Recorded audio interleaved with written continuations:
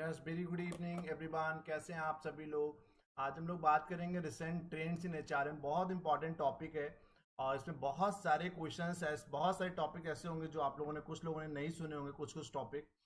तो please do join everyone so we can start today's class that is all about the recent trends in HRM. आज के topic से 4 से 5 question आएंगे पक्का। बहुत नए नए जॉब इनलार्जमेंट की बात करिए, जॉब इन्वेस्टमेंट की बात करिए, करियर प्लेटिव की बात करिए, man power planning, succession planning, Peter principle, golden parachute. तो कई सारी चीज़ें हैं जो बिल्कुल नया है आपके लिए, कुछ लोगों के लिए कुछ चीज़ें नया होंगी इसमें। तो एक बार जल्दी से सभी लोग ऑनलाइन आ जाए ताकि सेशन को स्टार्ट कर सकें। Please do join everyone.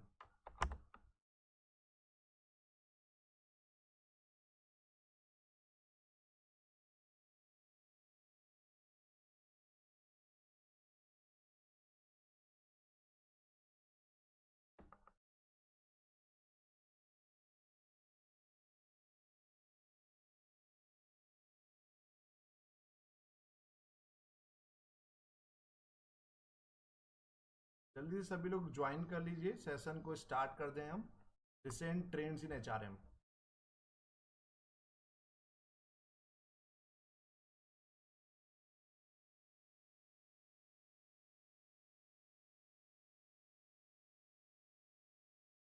हमने बाद में पूछा था आयुषी, तो आप लोग पहले देख लिया करिए, कल का भी लेक्चर उठा के देख लीजिए। हमने कल लास्ट में आपको 5 मिनट दिया था कि if anybody is having any query they may ask. तो आपने लास्ट में नहीं पूछा, this is totally your fault. Class के बीच में चलते हुए क्लास डिस्टर्ब होगा, that is the only reason I didn't tell the query. अब बाद में देख लीजिए, कल क्लास में पूछा भी था, 5 मिनट दिया था कि किसी को anybody is having any query तो please do tell me. Nobody responded actually.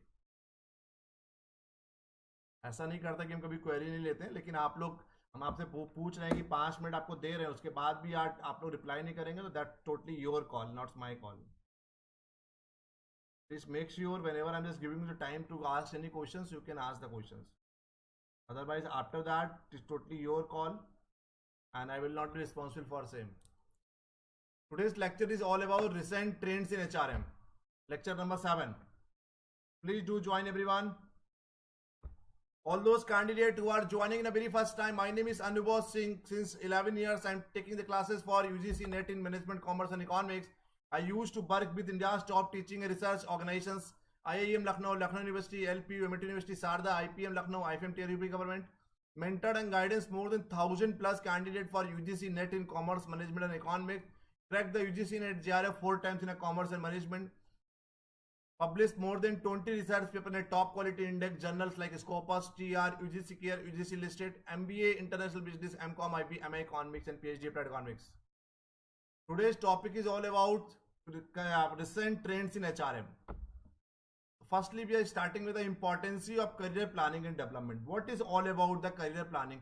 एक करियर प्लानिंग होता है, एक मैन पावर प्लानिंग होता है, एक सक्सेशन प्लानिंग होता है। तो सभी हम हर चीज की डिस्कशन करेंगे एक एक करके। तो starting the lecture with the career planning. जैसे कि नॉर्मली पता है, today is the over changing work environment. Today is the over changing work environment means employees are vulnerable to career disruption और stagnation, so career planning is critical.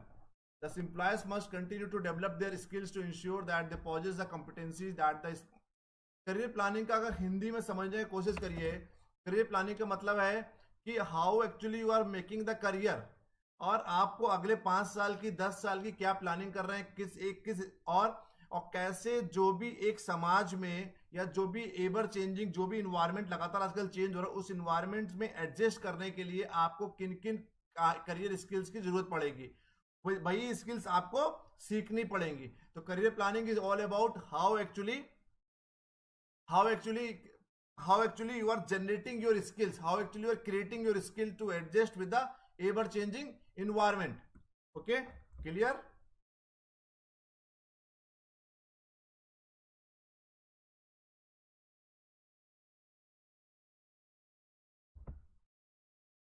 ठीक है.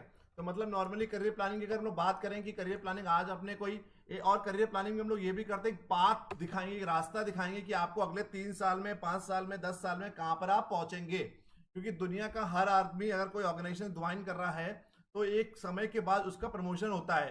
तो path, एक career planning is a very systematic process. Actually it is a very systematic process by which one select the career goals and path to this goals. From the organization viewpoint, it means help to get, it means helping the employees to plan their career in terms of capacities within the context of organizational needs. मतलब कुल मिलाकर एक organisations की responsibility होती है, organisations की responsibility होती है कि करियर की, एक इंसान के करियर की प्लानिंग करे कि आज आपने अभी ज्वाइन किया एग्जीक्यूटिव, आप भी आपने ज्वाइन किया असिस्टेंट प्रोफेसर पे, आप 5 साल काम करोगे तो आपको एसोसिएट बना देंगे, फिर 5 साल काम करोगे फिर आपको प्रोफेसर बना देंगे, फिर एचओडी, फिर डीन. तो that is all about the career planning to plan certain things. ठीक है, क्लियर है ना? तो it is a very systematic process. एक सिस्टमेटिक प्रोसेस होता है हर एम्प्लॉयज के लिए, लगातार लगातार चलने वाला एक प्रोसेस है. ऑर्गेनाइजेशन हर इंसान के लिए करियर पाथ दिखाता है कि आप 3 साल काम करोगे तो आप एग्जीक्यूटिव से एरिया एरिया या असिस्टेंट मैनेजर से मैनेजर, मैनेजर से सीनियर मैनेजर, सीनियर मैनेजर से डिप्टी मैनेजर, या जो भी एक करियर पाथ है. तो कुछ करियर पाथ को दिखाने के लिए हम लोग क्या करते हैं, करियर प्लानिंग करते हैं. करियर प्लानिंग कौन करता है? ऑर्गेनाइजेशन करियर प्लानिंग करता है, ताकि आपको जो एवर चेंजिंग वर्क इन्वायरमेंट में जो भी बदलाव आ रहे हैं उसको उसके अनुसार अपने आप को एडजस्ट कर सकें. फिर उसके बाद जो भी स्किल सेट आपको रिक्वायरमेंट है, आपको अगले 3 साल में, 5 साल में, 10 साल में आपको प्रमोशन होना है, तो what ever the skill set और रिक्वायरमेंट, जो भी स्किल सेट रिक्वायर्ड है उसके अनुसार आपको ढाल सकें, उसके अनुसार आपको ट्रेनिंग प्रोवाइड कर सकें. ठीक है, तो career planning is the systematic process by which one select the career goals, which one select the career goal and the path by this goal from the organizational viewpoint. अगर organization point of view से अगर हम लोग देखेंगे, it means helping the employees, it means helping the employees to plan their career in terms of their capacities within the context of organizational need. Clear? Clear है ना? कि employees क्या करता है, एक ऑर्गेनाइजेशन क्या करता है, एम्प्लॉयज की हेल्प करता है करियर प्लानिंग के लिए, उसकी कैपेसिटी के अनुसार और ऑर्गेनाइजेशन के कंटेक्स्ट में, ऑर्गेनाइजेशन की नीड के अनुसार, ताकि उसको अगले 5 साल में क्या प्रमोशन मिलना है, क्या उसका इंक्रीमेंट होगा, कौन सी पोस्ट पे जाएगा, सब कुछ हम लोग करियर प्लानिंग के तहत प्लान करते हैं. 10. Employees must continue to develop their skills to ensure the possess the competency that the market need. तो इसीलिए हम लोग ट्रेनिंग, हमने कल आपको बताया था कि एग्जिस्टिंग एम्प्लॉयज के लिए भी हम लोग क्या करना पड़ता है, ट्रेनिंग देना पड़ता है, जिसको हम लोग बोलते हैं रिफ्रेशर ट्रेनिंग. आपको याद होगा तो कल आपको रिफ्रेशर ट्रेनिंग के बारे में बताया था ना. तो रिफ्रेशर ट्रेनिंग यही होता है. रिफ्रेशर ट्रेनिंग में अपने एग्जिस्टिंग एम्प्लॉयज को ट्रेनिंग देते हैं. तो एम्प्लॉयज को, employee must continue to develop their skills, उनको लगातार अपनी स्किल्स को डेवलप करना है. Develop their skills to ensure that possess the competency that the market need, ताकि मार्केट में जो जरूरतें हैं, मार्केट की जो नीड है, उसके अनुसार अपने आप को ढाल पाए, अपने अनुसार, उसके अनुसार अपने आप को एडजस्ट कर पाए. अगला आया boundary less career. Boundary less career क्या होता है? ये सेकंड टर्मिनोलॉजी है. Career that involve switching jobs, specialization, companies, industries and locations. They may involve upward, they may involve downwards और sideway movement. Part time will be become the more important. Job insecurity is the key sources of social anxiety.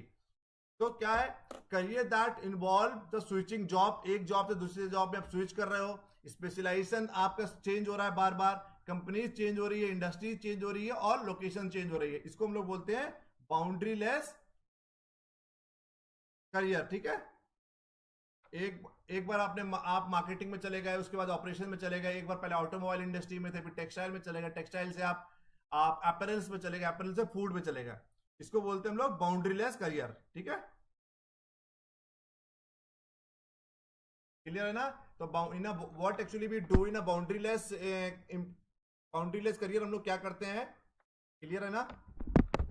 तो boundaryless careers are those in which individuals worker can move across the boundaries between the employers and work units within the employers, develop their careers in extra organizational network or information and reject the existing conventional career opportunities for work related or non work related reasons. तो एक जो traditional है कि आप telecom में लगातार telecom में बने रहिए, पूरी जिंदगी टेलीकॉम से रिटायर हो जाइए, बस बाउंड्री लेस में क्या होता है, आप विद इन द डिपार्टमेंट भी अपनी जॉब को स्विच कर रहे हो, अलग अलग ऑर्गेनाइजेशन, अलग अलग डिपार्टमेंट्स में काम कर रहे हो. एक बार आप ऑर्गेनाइजेशन छोड़ भी रहे हो, दूसरे ऑर्गेनाइजेशन में जा रहे हो, दूसरे टाइप का इंडस्ट्री चेंज कर रहे हो, स्पेशलाइजेशन चेंज करना, switching the job, switching the location, switching the company, that is called boundary less career. Clear है ना? समझ गया बाउंड्री लेस करियर? कोई डाउट? करियर प्लानिंग और बाउंड्री लेस में कोई डाउट बताइए.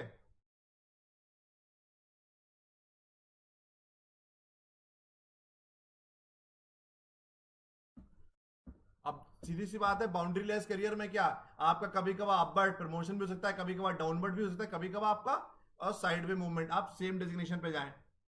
Part time will become the more important हो सकता है। पार्ट टाइम आप फुल टाइम कुछ कर रहे हैं, पार्ट टाइम आपने और कुछ कर लिया, दो जगह पार्ट टाइम कर लिया ताकि अपने करियर में डाइवर्सिफिकेशन आपको मिलता रहे। जॉब इनसिक्योरिटी इज अ की सोर्सेज, सीधी सी बात है, ऐसी जगह पर आपको जॉब इनसिक्योरिटी लगातार बनी रहेगी। कोई डाउट बाउंड्री लेस और करियर प्लानिंग में?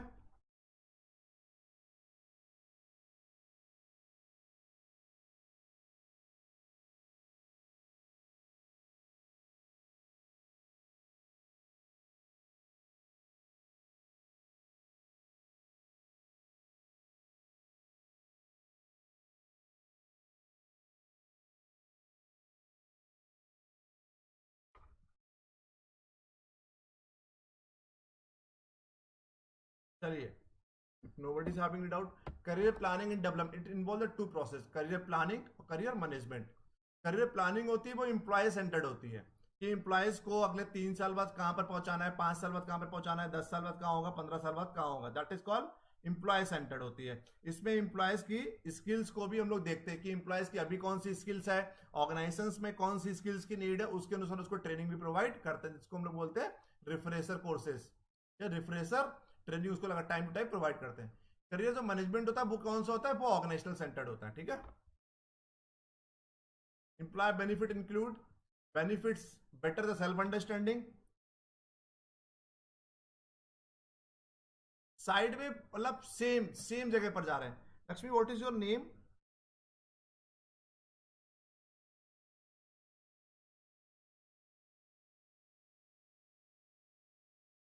Are you in WhatsApp group? आप व्हाट्सएप ग्रुप पे ऐड है? अगर ऐड है तो किस नाम से ऐड है आप?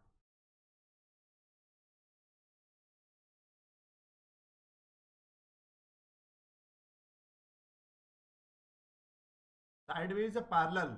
Okay,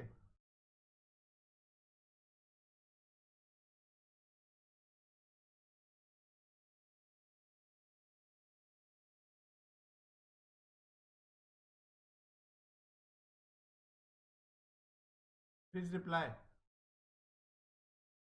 employees benefit includes better self understanding, better identification of desired career goals, ठीक है। तो अगर करियर प्लानिंग और करियर डेवलपमेंट की बात करेंगे तो एम्प्लॉयज सेल्फ अंडरस्टैंडिंग उसकी बढ़ेगी, बेटर आइडेंटिफिकेशन होगा और डिजायर्ड करियर गोल्स, उसको पता है कि अगले 3 साल में कहां पहुंचेंगे, 5 साल में क्या पहुंचेंगे, 10 साल में कहां पहुंचेंगे। ऑर्गेनाइजेशन बेनिफिट इंक्लूड क्या होता है, communication of the career opportunity to employees, आपको कम्युनिकेट करना पड़ेगा करियर अपॉर्चुनिटी एम्प्लॉयज को। A better match between the employees' career aspirations and organizational opportunities. A better match between the employees' career aspirations and organizational opportunities. तो दोनों के बीच में एक बेटर मैच आउट होगा, एम्प्लॉयज की करियर एस्पिरेशंस कहां पर आप पहुंचना चाहते हो और ऑर्गेनाइजेशनल की अपॉर्चुनिटी, ऑर्गेनाइजेशंस में अपॉर्चुनिटीज क्या है। Achievement of EEO goals, employer employ organizational goals, ठीक है।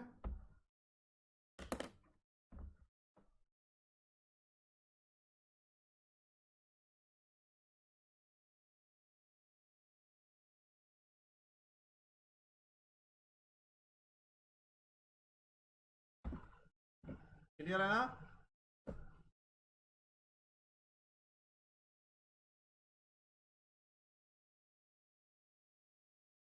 क्लियर है? तो ऑर्गेनाइजेशन को क्या क्या बेनिफिट होगा, communication of career opportunities to the employees, better match employees career aspirations and organizational opportunities, achievement of EEO goals, equal employment opportunities, दोनों बराबर मिलेगी सबको, equal employment opportunities.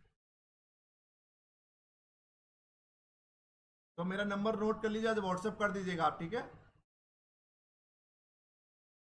Equal employment opportunities. Admission ले लिया आपने अभी तक कि नहीं लिया है?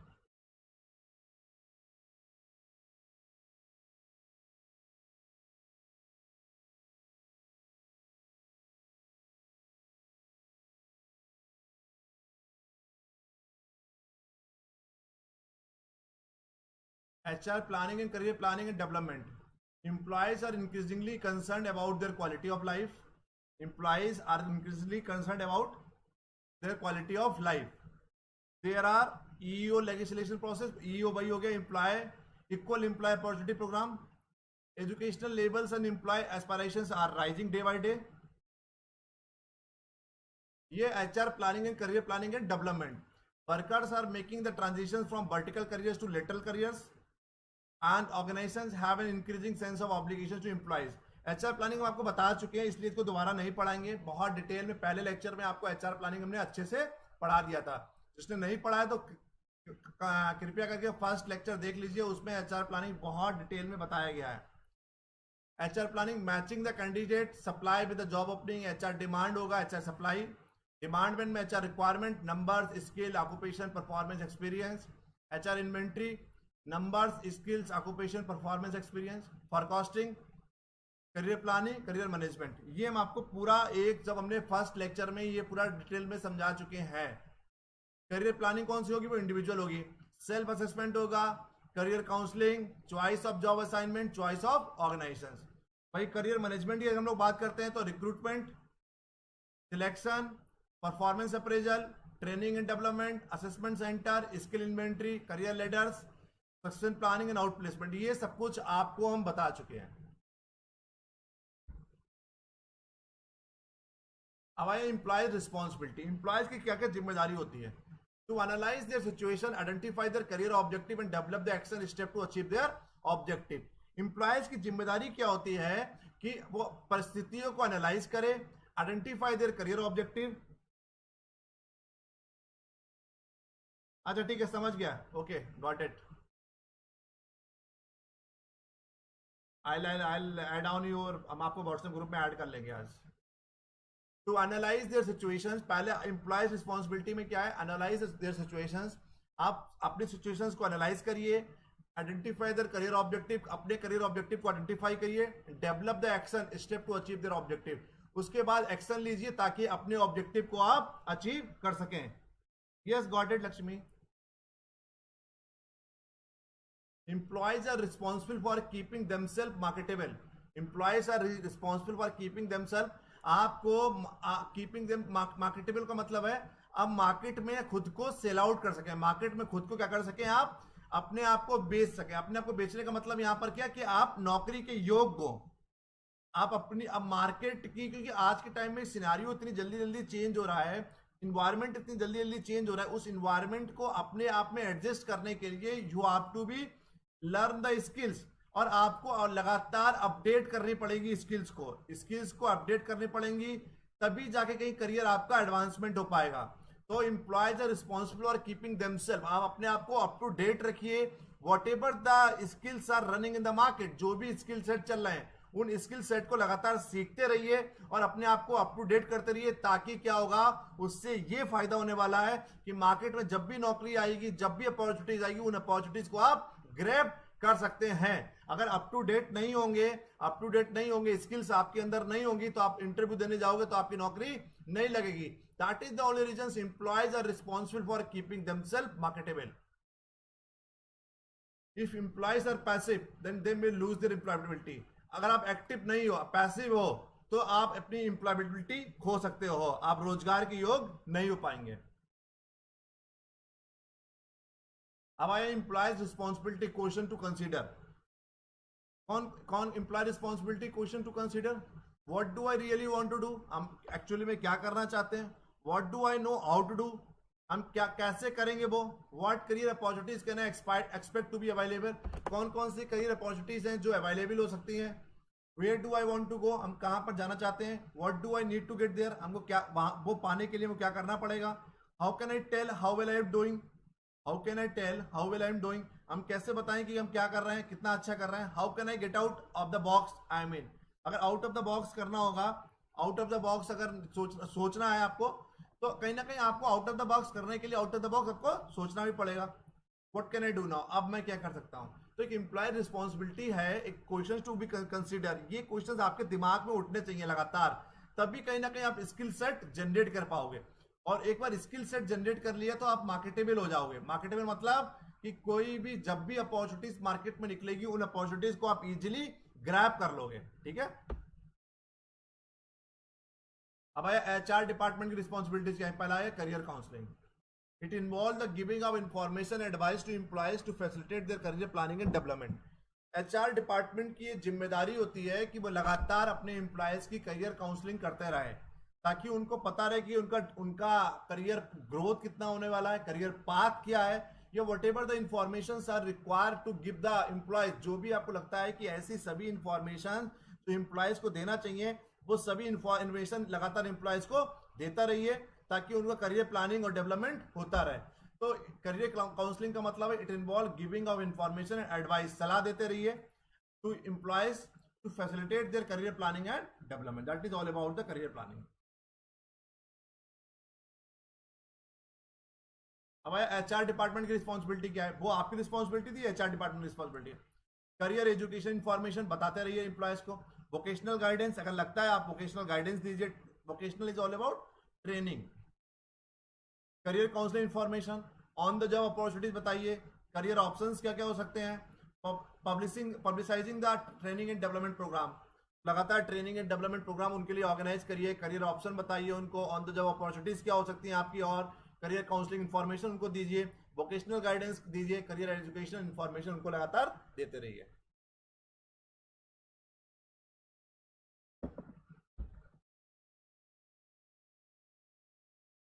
अब आया वाई यूज करियर प्लानिंग। हम लोग करियर प्लानिंग का यूज क्यों करते हैं?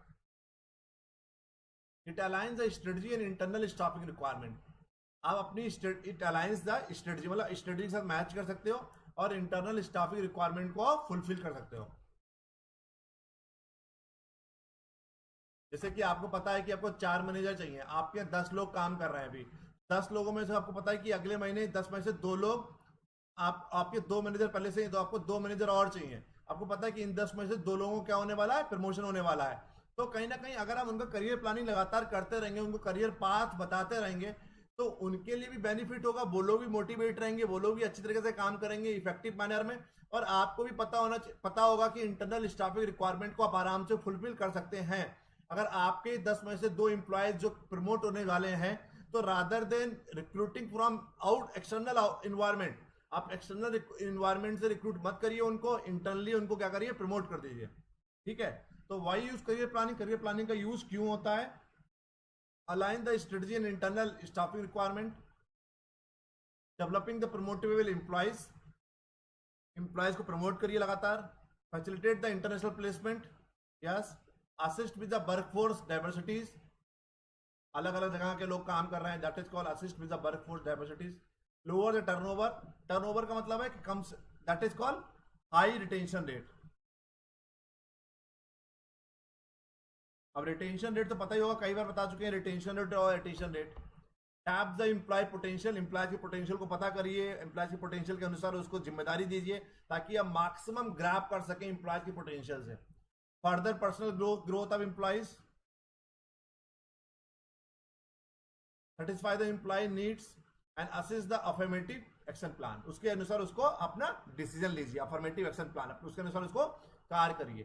तो ये सारे कारण हैं जिसकी वजह से हम लोग करियर प्लानिंग करते हैं। अलाइन द स्ट्रेटजी, स्ट्रेटजी से मैच आउट करिए, इंटरनल स्टाफिंग रिक्वायरमेंट फुलफिल कर सकते हैं, develop the promotable employees, facilitate the international placement, assist with workforce diversity, lower the turnover, tap the employee potential, further personal growth, satisfy the employee need, assist the affirmative action plan. अब आया factors in career development. Career development में कौन कौन से factors होते हैं? Performance, exposure, qualifications, employer reputation, nepotism, mentor. तो कौन कौन से फैक्टर्स हैं जो करियर डेवलपमेंट में आपको इम्पैक्ट प्रभावित करते हैं? परफॉर्मेंस कैसी है, एक्सपोजर कैसा है, सेल्फ प्रमोशन एसेंशियल है, क्वालिफिकेशन क्या है, किस इंस्टीट्यूशन से पढ़ा लिखा है, आईआईएम से है, आईआईटी से है, सेंट्रल यूनिवर्सिटी से है, स्टेट यूनिवर्सिटी से, प्राइवेट यूनिवर्सिटी से है। Employment, employer reputation, training and development, choice, employers, employer मतलब कंपनी की रेपुटेशन कैसी है मार्केट में।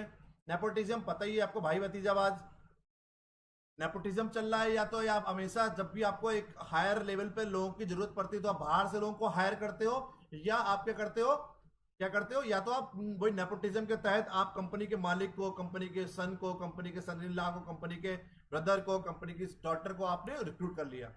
Mentor, align the personalities and interest, लगातार उसको mentoring. That is all about the factors in a career development.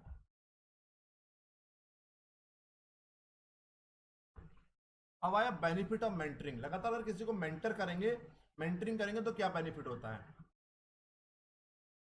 The prestigious perform better and provide longer service to the organisation.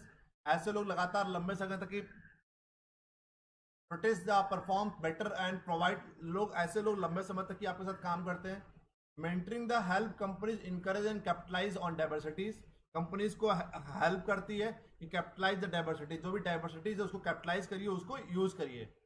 Mentoring the provide structure of the growth and development of all the employees. Her employees को growth होगा, development होगा। Mentoring the help inculcate corporate values. Mentoring the improve job satisfaction will be improved. Mentors can buffer the both women with the discrimination. Okay, ये कोई important नहीं है। अब ये career myth. Career myth क्या होता है? रहस्य। मैथ मिथ में क्या होता है? रहस्य ना। लोगों का कहना है कि university degree is a guarantee for getting a good job. एक अभी आपको देखा हो, एक कंपनी, एक क्रेड, क्रेडिट कंपनी से क्रेडिट कार्ड का बिल पे करते हैं, अभी टीवी पे ऐड भी बहुत आ रहा है क्रेडिट का। क्रेडिट का सीईओ कहता है कि for getting a good job degree doesn't required. तो उसने बोला भी है, उसका स्टेटमेंट भी आया था कल परसों में। उन्होंने बोला था कि we have hired numerous number of candidate who are actually college drop out. ऐसे कई सारे लोगों को हमने हायर किया है जो कॉलेज ड्रॉप आउट है। तो एक करियर मिथ है, लोगों की एक मान्यता है, मान के चलते हैं कि university degree is guaranteed for a getting job. But ऐसा नहीं है, यूनिवर्सिटी डिग्री के बाद एक नौकरी मिल जाए ये जरूरी नहीं होता। ठीक है। Big profitable companies offer the job securities. ये भी एक मिथ है। लोगों को लगता है कि जो बड़ी बड़ी कंपनीज होती है जिनको बहुत प्रॉफिट होता है वहां पे जॉब सिक्योरिटीज होती है। ऐसा कुछ भी जरूरी नहीं है। आजकल मल्टीनेशनल कॉर्पोरेशंस में जॉब सिक्योरिटी बिल्कुल भी नहीं है। कोरोना के टाइम में हम लोगों ने देख लिया, लाखों लोगों को एमएनसी से निकाल दिया गया, बहुत बड़ी बड़ी कंपनियों से। If you perform well your job will be secure, ये भी जरूरी नहीं है।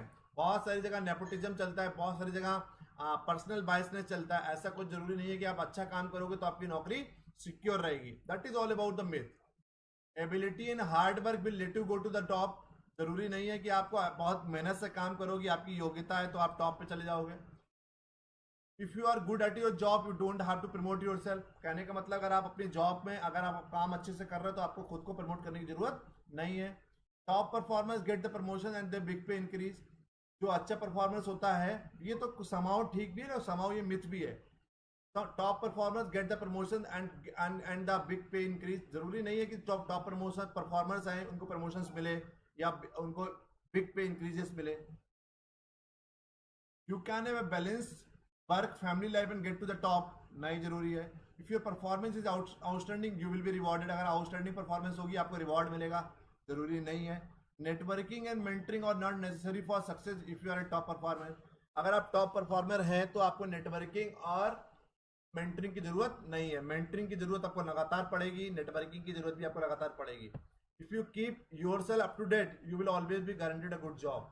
अगर अपने आप को अप टू डेट रखोगे you will be always guaranteed a good job. कभी कभार ऐसा नहीं कि हमेशा आपको अच्छी नौकरी मिलेगी।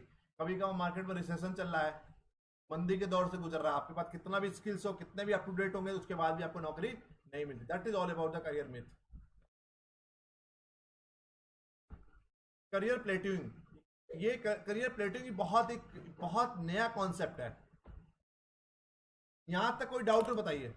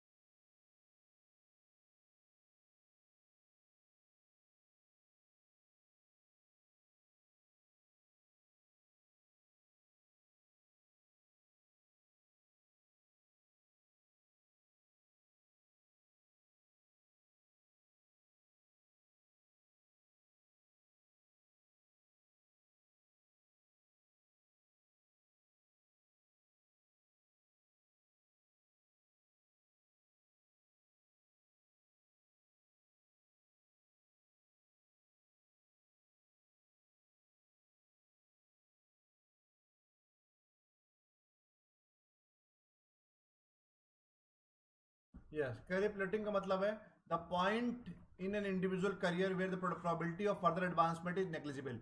आप किसी ऑर्गेनाइजेशन में काम कर रहे हैं, एक ऐसी स्टेज पे पहुंच गए जहां पर आप पहुंच के स्टेक हो गए, स्टेगनेशन वाली स्टेज हो गई है, जहां पर आपको there is no chances of growth, that is called career plateauing. आप मैक्सिमम ग्रोथ पे पहुंच गए, उससे ऊपर टॉप लेवल एग्जीक्यूटिव होता है जो वो लोग क्या, वो आप वहां पे आपको नहीं रखेंगे। तो career plotting is the condition where the there is no chances of advancement, ठीक है, उसको बोलते हैं करियर प्लेटिंग। में stream for a trade off between career progression and more balance lifestyle. समझते करियर प्लेटिंग कि आप मैक्सिमम मान लीजिए पहुंच गए, आप वाइस प्रेसिडेंट तक ही पहुंच गए, अभी भी आपकी नौकरी रह गई है 10 साल 15 साल की, आपको लगता नहीं आप प्रेसिडेंट पे पहुंच जाएंगे, ऐसा नहीं होगा। प्रेसिडेंट कौन है? कंपनी का मालिक, अगर प्राइवेट में नौकरी में काम कर रहे हैं आप तो करियर प्लेटिंग का मतलब है the point in an individual career where the probability of further advancement is negligible और जीरो। तो ऐसे ऐसे टर्मिनोलॉजी क्या बोलते हैं? करियर प्लेटिंग, ठीक है। करियर ट्रांजिशन क्या होता है? Involve significant change in person career. तब कभी लाइफ में, कभी करियर में आपको बहुत ज्यादा करियर एक सिग्निफिकेंट चेंज मिल जाता है, उसको बोलते हैं करियर ट्रांजिशन। तो ट्रांजिशन की स्टेज से पहुंच रहे हैं आप, गुजर रहे हैं। ड्यूअल करियर क्या होता है? Flexible work schedule, counselling, effective career management, जहां पर organisation can provide work flexible work schedule, मतलब 9 से 5 का फिक्स नहीं है, 10 से 6, 11 से 7, 12 से 8 करना, 8 ही घंटे नौकरी, कभी भी 8 घंटे नौकरी कर लीजिए आप। काउंसलिंग लगातार प्रोवाइड कर रहे हैं, effective career management, child care, support with the transfer relocations, that is called dual career. They are apart from the work, they are assisting you in some social manner also. अब आया work family conflict. It is unrealistic to expect it to achieve success as it is traditionally defined by serving as a family, primary caregiver and the housekeeper. Increase the conflict between work and family with the demand of the job becoming all consuming. तो work family में conflict तो होने की चाहिए। How to deal with the competing demand of work and family is a major challenges now facing employers and HR manager. आज के time में there is a बहुत बड़ा दिक्कत है वर्क फैमिली कॉन्फ्लिक्ट का। It is totally unrealistic to expect to achieve success as it is traditionally defined while serving as a family primary care giver and the housekeeper. तो work family conflict से कैसे आप overcome कर सकते हैं, उन्हीं की बात कर रहे हैं हम लोग। उसमें कॉन्फ्लिक्ट से उससे कम करने के लिए, इस कॉन्फ्लिक्ट को मिनिमाइज करने के लिए what actually you have to do. तो आपको कहीं ना कहीं आपको अपने आप में पर्सनल ग्रोथ की बात कर रहे हैं, you have to be justify the work life balance. आपको दोनों चीजें अलग अलग रखनी पड़ेंगी। यू हैव टू बी, जिसको हम लोग बिल्कुल प्रॉपर आपको गैप देना पड़ेगा वर्क एंड फैमिली में, दोनों में से। Down shifters and flame out track. Down shifters का मतलब है employees who make a voluntary long term lifestyle change involving less work, income and consumption.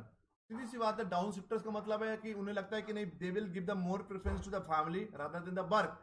तो उन लोगों क्या होता है कि वो लोग लॉन्ग टर्म लाइफ स्टाइल में अपना चेंजेस कर लेते हैं, इन्वॉल्विंग लेस वर्क, काम लेस करेंगे, इनकम कम होगी, कंजम्पशन भी कम करेंगे, बट कहीं ना कहीं they will try to more focus on the family. तो डाउन शिफ्टर्स होते हैं। फ्लैम आउट ट्रैक क्या होता है? When employees work to excess then quite to take an open sided sabbatical. Sabbatical क्या होता है कि उनको लगता है कि हम लोग कुछ समय तक की बढ़िया काम करेंगे, कुछ समय तक की खूब काम करेंगे, खूब पैसा कमाएंगे, उसके बाद and then quit to take an open handed, फिर छोड़ देंगे और सबेटिकल वाली स्थिति पे पहुंच जाएंगे हम लोग। तो डाउन शिफ्टर्स में क्या है, आपने क्या करा, आपने आपने अपना लाइफस्टाइल चेंज कर लिया, वॉलंटरी लाइफस्टाइल चेंज कर लिया, फोकस कर रहे हैं वर्क पे कम फोकस कर रहे हैं, फैमिली पे ज्यादा फोकस कर रहे हैं, इनकम भी कम होगी, कंजम्पशन भी कम होगा। फ्लैम आउट ट्रैक में यू आर वर्क एक्सेस और एक्सेस कर रहे हैं, देन कोई take in the open ended sabbatical, ठीक है। नया टर्मिनोलॉजी है आउट प्लेसमेंट। आउट प्लेसमेंट क्या होता है? जब भी किसी इंप्लॉयड को हम टर्मिनेट कर देते हैं या लोग नौकरी से छोड़ के चले गए, उन इंसान को दूसरी जगह नौकरी कैसे लगवानी है, उनको आप रेफरेंस दे रहे हैं कि there are numerous number of opportunities are available in a concern organisation, you can apply. तो ऐसे लोगों को जिसको आप टर्मिनेट कर रहे हो, उनको टर्मिनेट करने के बाद उनको लोगों को असिस्ट कर रहे हो नौकरी के लिए, that is called out placement. Out placement is to help a terminated employee to locate a new career. उसको नया जॉब बता रहे हैं कि जाइए, आपने मान ली टाटा से आपने टर्मिनेट कर दिया, आपको लग रहा है कि इन्फोसिस में नौकरी है अभी या विप्रो में नौकरी है, तो उसको बता रहे हैं कि you can apply in Wipro और you can apply in Infosys और you can apply in some other IT firm जहां पर भी नौकरी है। तो आउटप्लेसमेंट यही टर्मिनोलॉजी है कि जिस इंसान को टर्मिनेट कर गया उसके जो लोग नौकरी छोड़ के जा रहे हैं उसको हम असिस्ट कर रहे हैं, जाइए यहाँ पर अप्लाई करिए ताकि आपको एक नौकरी मिल जाएगी। Services provided by the outplacement consultant बारी termination procedures, career revolutions, interview training, resume writing, job search technique and office facilities etcetera. तो आउट प्लेसमेंट में हम लोग कई सारे टाइप की सर्विस प्रोवाइड कर सकते हैं, जैसे कि करियर रिवोल्यूशन उसको कैसे करना है, इंटरव्यू की ट्रेनिंग दे दिया, रिज्यूम कैसे लिखना है आपको, रिज्यूम राइटिंग हो गई, जॉब सर्च टेक्निक उसको बता दिया, ऑफिस फैसिलिटीज बता दिया। तो हम लोग किसी भी तरीके से उसको हेल्प कर सकते हैं टर्मिनेटेड एम्प्लॉयज को ताकि उसको एक नौकरी मिल सके। That is called out placement. It's used by the industries that grown rapidly as a result of economic condition, business rationalization, and organization recognition of their obligation to help displaced employees establish a new career. इससे आपकी brand image भी बढ़ती है। कहीं ना कहीं आपने किसी एम्प्लॉय को टर्मिनेट कर दिया, उसके बावजूद भी उसको एक नई नौकरी बता रहे हैं, आप एज ए कॉल ले रहे हैं, आप एज ए कटसी कॉल आप उसको कहीं ना कहीं उसको असिस्ट कर रहे हैं, उसको हेल्प आउट कर रहे हैं। That is called out placement. कोई डाउट यहां तक? आउट प्लेसमेंट में कोई डाउट? आउट प्लेसमेंट की बात करिए, या पास्ट में वर्क फैमिली कॉन्फ्लिक्ट हमने बताया आपको, या इससे पहले डुअल करियर बताया, जो भी आउट प्लेसमेंट में कोई डाउट बताइए।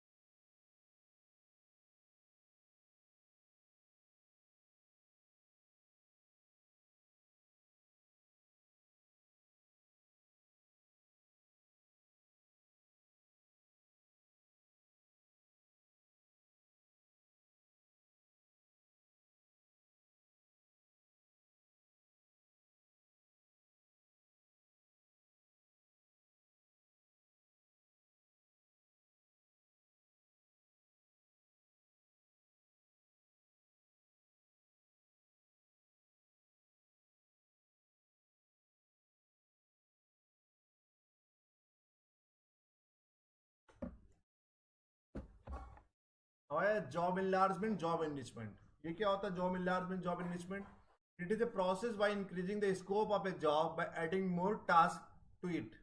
The related tasks are combined. The widened and more complex job is expected to satisfy the higher order needs of employees. It reduces the monetary and boredom by the providing the employees a more complete or whole job to do. It also helps to increase interest in a work and efficiency. Horizontal loading of jobs, more tasks of similar nature are added to the job.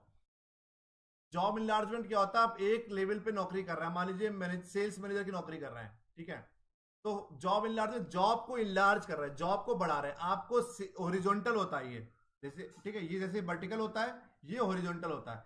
आप same level पर काम करेंगे, monetary benefits नहीं मिलेगा, आपको extra काम दे दिया जाएगा, एडिशनल ड्यूटीज दे दी जाएंगी, आपको एडिशनल टास्क दे दिया जाएगा।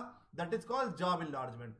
तो जॉब इनलार्जमेंट क्या होता है? आप मार्केटिंग का काम कर रहे थे, साथ में सेल्स का भी काम करने लगे, एडवर्टाइजिंग का काम भी करने लगे, आपको without giving any monetary benefit, without giving any increment in salary, without giving in advancement of the career, that is called job enlargement. तो जॉब इनलार्जमेंट क्या होता है कि आपका वाइडली होता है, आपका हॉरिजॉन्टल होता है। हॉरिजॉन्टल मतलब सीधा, आप सेल्स मैनेजर में काम कर रहे हैं, मार्केटिंग के साथ आपको एडवर्टाइजिंग का काम भी दे दिया गया, और आपको सेल्स प्रमोशन का काम दे दिया गया, और सेल्स का काम भी दे दिया गया। That is called job enlargement. तब जॉब को बढ़ा रहे हैं without giving any monetary benefit, without giving any more authority and responsibilities, without giving any salary increment, that is called job enlargement. Clear? Job enrichment की अगर हम लोग बात करेंगे तो it involve designing A job in such A way that it provide the workers greater autonomy for planning and controlling his own performance. ये vertical होती है, आपका करियर एडवांस कर दिया, इनरिच, और नाम से समझ में आ रहा है कि इनरिच कर दिया, अमीर कर दिया। इनरिचमेंट मतलब यहाँ पर आपको सकता है वो मॉनिटरी बेनिफिट भी दे दे, अचीवमेंट भी आपको दिखाएं, रिकॉग्निशंस भी बताएं, आपको करियर में एडवांसमेंट भी मिले, ग्रोथ भी मिले, ठीक है। तो जॉब इनरिचमेंट में क्या होता है? आपको साथ साथ में आपको मैनेजर, आपको सेल्स मैनेजर काम की जगह आपको पूरा मार्केटिंग डिपार्टमेंट पूरा मैनेज करने को दे दिया गया, आपको एचआर मैनेजर भी, एचआर का काम भी आपको दे दिया गया, बट उसके साथ साथ आपको मॉनिटरी बेनिफिट भी दिए जा रहे हैं, आपको अचीवमेंट को भी रिकॉग्नाइज किया जा रहा है, पहचान भी मिल रही है, आपको जिम्मेदारी भी मिल रहा है, एडवांसमेंट भी हुआ, ग्रोथ भी हुआ, इसीलिए इसको बोलते हैं वर्टिकल, ठीक है। आपका एक एक कदम आप आगे की तरफ बढ़ रहे हैं। Job enrichment may it involve designing a job in a such a way that it provide the workers greater autonomy for planning and controlling his own performance. It is based on the assumption that in order to motivate employees, the job itself must provide opportunities for achievement, recognition, responsibility, advancement, and growth. Through job enrichment, a job is made more interesting and challenging, thereby removing the functions of narrow specialization. It involves vertical loading of job and quality of jobs are improved. समझ गए? तो job enlargement vertical होता है, job enrichment horizontal होता है. Job enlargement में आपको होता नहीं, काम थोप दिया गया, काम एडिशनल काम आपको दे दिया गया, पहले वाला काम आप पे हो नहीं रहा था और काम आपको दे दिया गया, आपके काम बढ़ा दिया गया विदाउट गिविंग एनी मॉनिटरी और नॉन मॉनिटरी बेनिफिट. तो जॉब इनरिचमेंट में आपको उसका मॉनिटरी बेनिफिट दे, मॉनिटरी नहीं देंगे तो कम से कम नॉन मॉनिटरी बेनिफिट देंगे, आपको रिकॉग्निशन देंगे, आपको पहचान बनाएंगे, आपकी जिम्मेदारी देंगे, आपकी डेजिग्नेशन बढ़ा सकते हैं, आपको करियर का एडवांसमेंट करेंगे, ग्रोथ करेंगे. That is called job enrichment. कोई डाउट इनरिचमेंट और इनलार्जमेंट पे? कोई डाउट?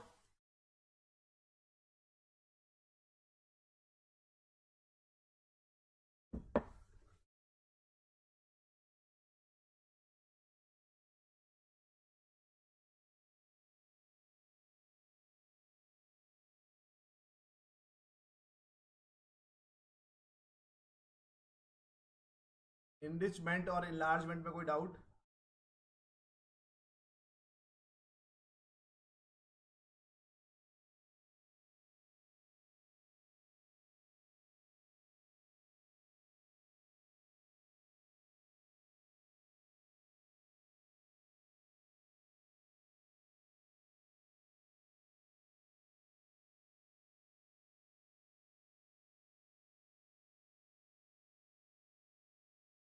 चलो आगे बात करते हैं lay off retrenchment. Lay off क्या होता है? जब हम लोग किसी को टेम्परेरी ऑर्गेनाइजेशन से निकाल देते हैं ड्यू टू द, जैसे कि कोविड है, कोविड के समय कुछ लोगों ने परमानेंट निकाला है तो उसको बोलेंगे रिट्रेंचमेंट. कुछ लोगों ने 3 महीने 4 महीने जब कोविड चल रहा है उस दौरान किसी को निकाल लिया, उसको बोलते हैं ले ऑफ. ठीक है, तो टेम्परेरी किसी को नौकरी से निकालना उसको ले ऑफ बोलते हैं, परमानेंट किसी को निकालना उसको बोलते हैं रिट्रेंचमेंट. ठीक है, तो it implies temporary removal on employees from the payroll of the organization due to circumstances beyond the control of the employees. ऐसी कुछ परिस्थितियां आ गई, ऐसी कुछ कंडीशंस आ गई जो ऑर्गेनाइजेशन के कंट्रोल में नहीं है. कोविड हुआ, पिछले 6-7 महीने लॉकडाउन रहा, इस बार लॉकडाउन रहा, तो कहां से सैलरी दे? तो इसको बोलते हैं ले ऑफ. दोबारा जब रिज्यूम होगा तो उसको बुला लेंगे. रिट्रेंचमेंट होता है, it means permanent termination of an employee service for economic reasons for going concern. आपका काम बंद हो गया, आपके पहले 4 प्लांट चल रहा था, अब एक ही प्लांट चल रहा है, उसको बोलते हैं रिट्रेंचमेंट. जब किसी को परमानेंट निकालेंगे रिट्रेंचमेंट, टेम्परेरी निकालेंगे तो lay off. Exit interview. Exit interview के जब कोई नौकरी आदमी छोड़ देता है, रेजिग्नेशन के बाद जो एक इंटरव्यू होता है जिसमें लोग फीडबैक लेते हैं कि क्यों आप नौकरी छोड़ना चाहते हो, नौकरी क्यों आपने रेजिग्नेशन दिया, उसको बोलते हैं exit interview. It is an interview held with an employee who is leaving the organisation voluntary. जब कोई इंसान अपना खुद की इच्छा से सब कोई नौकरी छोड़ता है, उसका हम लोग इंटरव्यू लेते हैं. उससे हम लोग इंटरव्यू लेने से क्या फायदा होता है, उससे फीडबैक लेते हैं हम लोग. The purpose of an exit interview to find out the reason why the employee is leaving. एक मुद्दा इसका पता करने का, एक एग्जिट इंटरव्यू लेने का मतलब ये होता है, मेन कारण ये होता है पता लग जाए कि किन कारणों की वजह से कोई नौकरी क्यों छोड़ रहा है.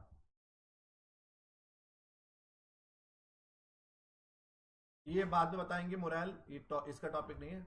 Man power planning. Man power planning क्या होता है? Man power planning provide valuable information to facilitate the career planning. It provide information on the HR available within the organization for expansion, growth and technology innovation. But career planning only tell us who could succeed in case of retirement, death and. Man power planning होता है कि कितने लोगों की जरूरत है. Man power planning हम लोग इसीलिए करते हैं, अगर आप कोई अपने व्यापार का एक्सपेंशन करना चाह रहे हो, ग्रोथ करना चाह रहे हो, कोई टेक्नोलॉजी इनोवेशन करना चाह रहे हो, तो man power planning is all about how many persons you are require, how many persons are available in the market and how many persons you are require. तो एक पूरे ओवरऑल हम लोग मैन पावर की जो प्लानिंग करते हैं उसको बोलते हैं man power planning. Succession planning क्या होता है? सक्सेशन प्लानिंग होता है जब उनको लगता है कि जो की मैनेजर पोजीशंस होती हैं, जो एक इंपॉर्टेंट पोजीशंस होती हैं एक ऑर्गेनाइजेशंस में, अगर ऐसी पोजीशंस को कोई छोड़ के जा रहा है, अगर ऐसी पोजीशन को कोई अगर छोड़ के जा रहा है तो उसको हम लोग कैसे कंपनसेट करेंगे. कंपनसेट मतलब कैसे उसको फुलफिल करेंगे.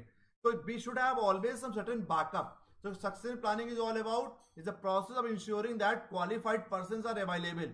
आपके पास क्वालिफाइड पर्सन हमेशा होने चाहिए. अगर कोई अचानक से कोई डेथ हो गई, किसी की कोई रेजिग्नेशन हो गया, या कोई किसी कारणों की वजह से किसी ने नौकरी छोड़ दिया, तो we should have some certain qualified person, ताकि वो की मैनेजर पोजीशंस को क्या कर सके, काम कर सके वहां पे। तो succession planning is the process of ensuring that qualified persons are available to assume key manager position whenever these fall vacant due to the ultimately untimely death, premature firing, resignation, retirement.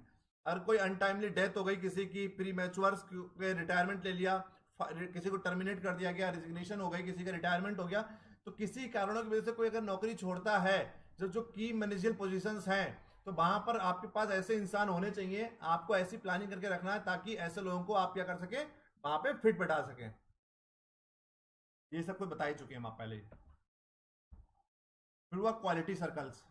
एक quality circles is small group of employees from the same work group which meet regularly to identify, analyse and solve quality and other work related programme.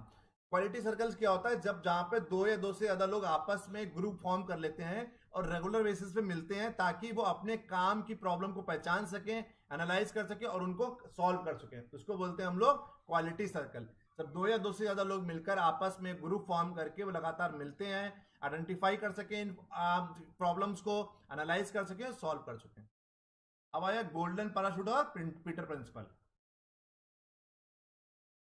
Golden parachute होता है जब हम लोग किसी को terminate करते हैं एम्प्लॉय से, जब किसी टॉप लेवल एग्जीक्यूटिव्स को अगर आप टर्मिनेट कर रहे हैं तो उसको कंपनसेट करना पड़ता है, इसी को बोलते हैं गोल्डन पैराशूट। अगर आप किसी टॉप लेवल एम्प्लॉयज को नौकरी से निकालोगे, भले आप किसी सीईओ को, वाइस प्रेसिडेंट, प्रेसिडेंट, मतलब अगर जो टॉप लेवल एग्जीक्यूटिव को अगर नौकरी से टर्मिनेट किया जाता है, तो एक कंपनी की जिम्मेदारी होती है कि उसको कुछ कंपनसेट करे। जैसे गूगल के सीईओ को अगर सुंदर पिचाई को अगर गूगल निकालता है, तो गूगल की जिम्मेदारी उसको कुछ कंपनसेट करेंगे, क्योंकि सीईओ की नौकरी इतनी जल्दी दोबारा नहीं मिलेगी। तो इसीलिए टॉप लेवल एग्जीक्यूटिव को नौकरी से निकालने के बाद, टर्मिनेट करने के बाद, अगर अगर नौकरी से कोई छोड़ के जा रहा है तो उसको कंपनसेट करना पड़ता है, इसी को बोलते हैं गोल्डन पैराशूट रूल। समझ गए? तो golden parachute rule is all about if somebody is if suppose that you are terminating any top level executive, या कोई नौकरी से छोड़ के जा रहा है टॉप लेवल एग्जीक्यूटिव, उसको कंपनसेट करना पड़ता है मॉनिटरी, इसको बोलते हैं गोल्डन पैराशूट। अगला आया पीटर प्रिंसिपल। पीटर प्रिंसिपल क्या होता है? पीटर प्रिंसिपल बच्चा ये होता है, किसी इंसान को वहीं तक कि आप उसको करियर एडवांसमेंट करिए जहां तक कि उसकी प्रोडक्टिविटी सही दिखे।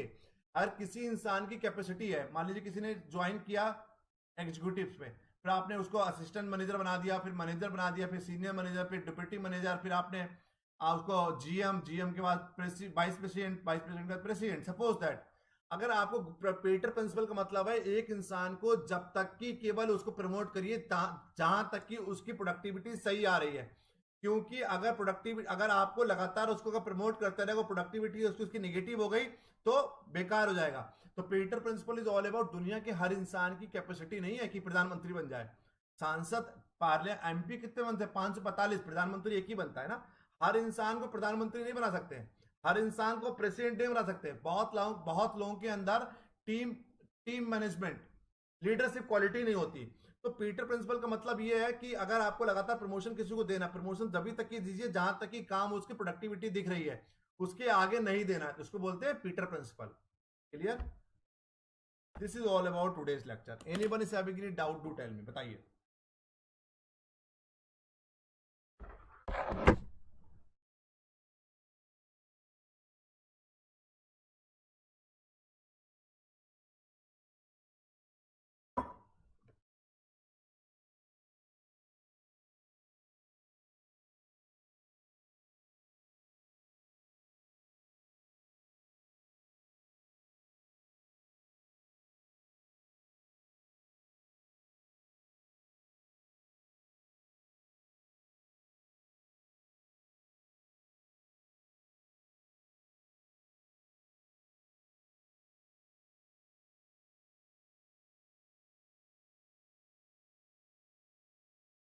किसी को कोई डाउट है तो बताइए।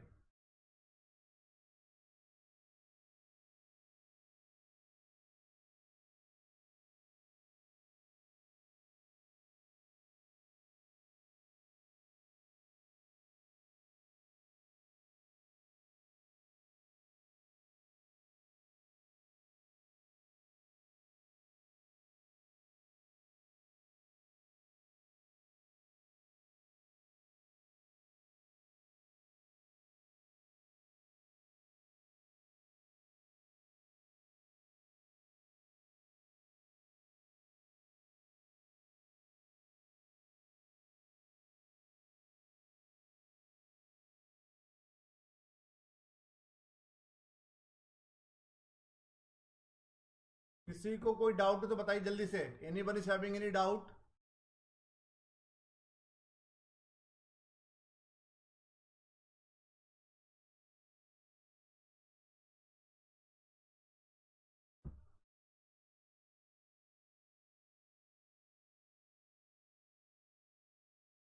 लक्ष्मी, आयुषी, लता मैम, यू, किसी को किसी प्रकार का कोई डाउट है बताइए.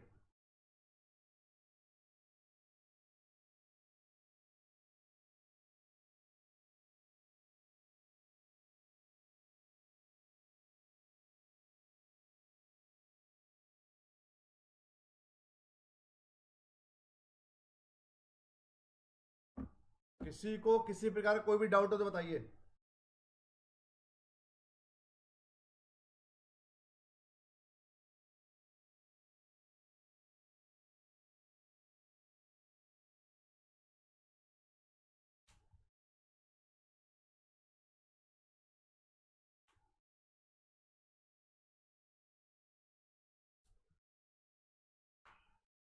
चलो, once again, thank you so much.